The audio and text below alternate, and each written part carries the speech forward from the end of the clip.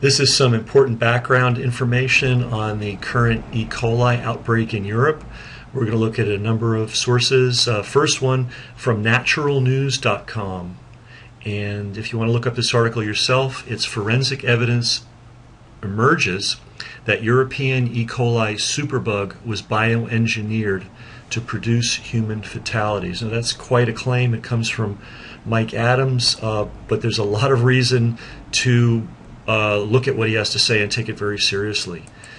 All right, they took this strain of E. coli and they tested it. They decoded its genetic makeup, and they found that it is resistant to 8 different classes and combinations of antibiotics, penicillins, tetracycline, and a whole bunch of other ones that I can't pronounce.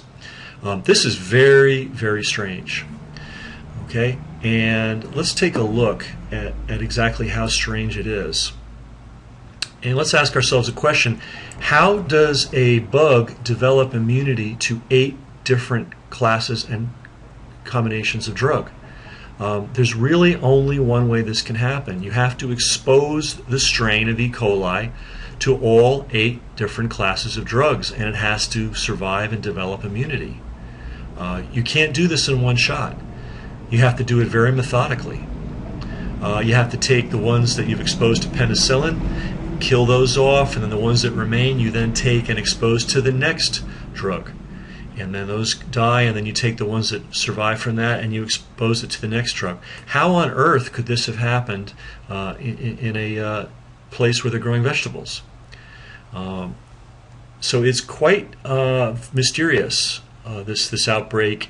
Not just the outbreak, but also the virulence of this. This has killed quite a few people, and I believe we've got some numbers here. As of this article, which is already about a day old, 22 people have died and over 2,100 people sickened.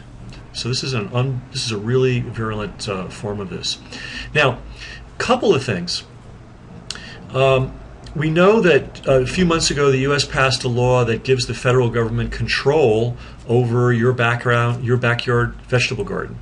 They're not applying that power yet, but they have the right to. How exactly they're going to do that, it's hard to imagine.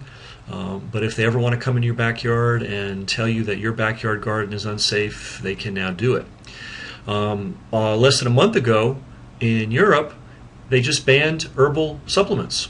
So anything from chamomile to lavender to anything that you might use for a health purpose, you can now no longer do unless you get it through big pharma with government approval. So those are 2 pretty astonishing things that happened recently. Now we have this outbreak of what appears to be a man-made form of E. coli. Now, just 2 side issues that are really important. They say that this particular outbreak came from sprouts, and I know, I'm a vegan myself. I believe in eating plants exclusively.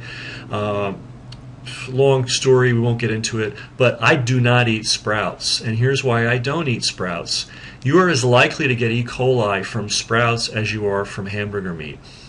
Okay, here's a story from May 2010. 22 people were poisoned by salmonella from sprouts.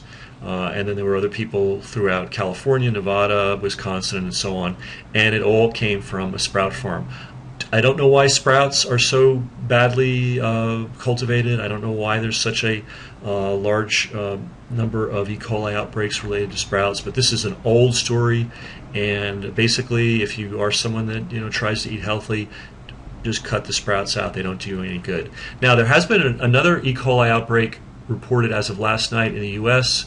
in the states of Tennessee and Virginia. Now, what's missing from that report is this little bit of fact. Here's an article that you can read at the nrdc.org website, called Cesspools of Shame. And basically what it tells us is that these factory farms, which we kind of hear about, some people are aware of them. We're sort of aware that they're, not terribly friendly to animals, and that's true. They're horrible places to work, and they create inconceivably horrific environmental damage. Okay, what happens? If you try to open up a hotel or an office complex or a small real estate development, you have to go to the public officials and show them your waste disposal plan. You've got to have a plan to dispose of and treat the waste, either or hook into a municipal system to deal with your waste. You can't just build stuff and pardon my expression, just throw the shit wherever you want. Well, somehow the mega corporations that own these factory farms got a pass on that law. They do not have to worry about disposing of safely and treating the waste that comes from these factory farms. Now, these factory farms can produce as much waste as a small town. And here's how it goes. Most factory farms store animal waste in open-air lagoons as large as several football fields. These lagoons routinely burst, sending millions of gallons of manure into waterways and spreading microbes that can cause all kinds of diseases, including fatal ones, including E. coli, by the way. So if you want to learn more about that, that's Cesspools of Shame, nrdc.org. But going back to the main story here, and this is something that people should be paying close attention to, this unbelievably virulent strain of E. coli, never before seen on the planet Earth, is extremely suspicious.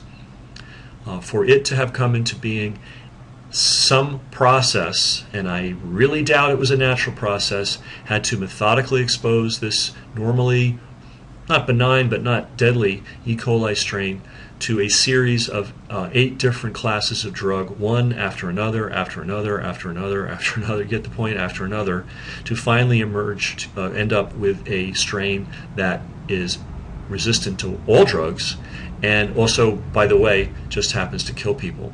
So again, if you want to read what Mr. Mike Adams has to say about this, and I encourage that you do go to naturalnews.com. Forensic evidence emerges that European coli superbug was bioengineered to produce human fatalities.